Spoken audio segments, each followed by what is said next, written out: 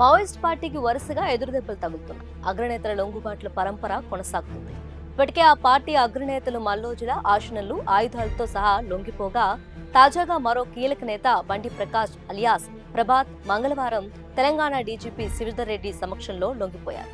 Maoist party Telangana state committee member గా, అలాగే national park area organiser గా కీలక బాధ్యతలు నిర్వహించిన బండి ప్రకాష్ దాదాపు 45 ఏళ్లుగా పార్టీలో వివిధ హోదాల్లో పనిచేశారు. మావోయిస్ట్ పార్టీలో బండి ప్రకాష్ తనకంటూ ప్రత్యేక గుర్తింపు తెచ్చుకున్నారు.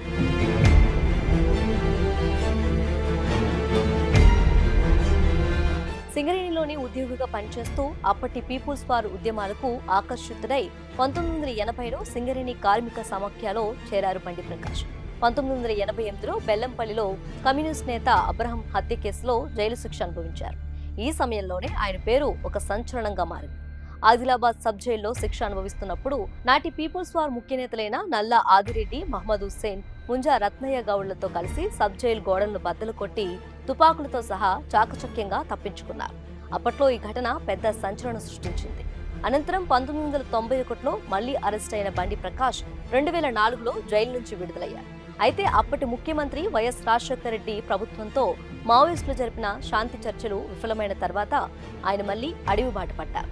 గత 20 ఏళ్లుగా బండి ప్రకాష్ మావోయిస్ట్ పార్టీ తెలంగాణ రాష్ట్ర కమిటీలో అత్యంత కీలక పాత్ర పోషించారు.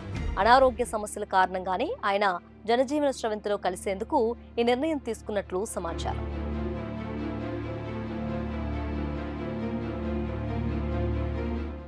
ఇటీవల మల్లోజుల వేణుగోపాలరావు అలియాస్ అభయ్ అలియాస్ సోను మహారాష్ట్ర ముఖ్యమంత్రి దేవేంద్ర ఫడ్నవీస్ ఎదుట లొంగిపోయారు. ఆయనతో పాటు 60 మందికి పైగా సహచరులు కూడా లొంగిపోయారు. కేంద్ర కమిటీ సభ్యుడిగా దాదాపు పార్టీలో 2వ స్థానంలో చలామణి అవుతున్న మల్లోజుల అడవి విడిచి జనజీవన స్రవంతిలో చేరారు.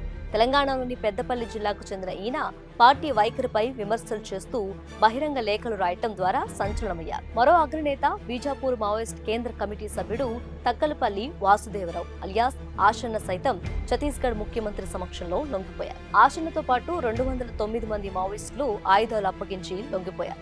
తెలంగాణలోని ములుగు జిల్లా వెంకటాపురం ఈయన స్వస్థలం. 40 ఏళ్లకు పైగా అజ్ఞాతంలో కొనసాగి జనజీవన స్రవంతిలో కలిశారు.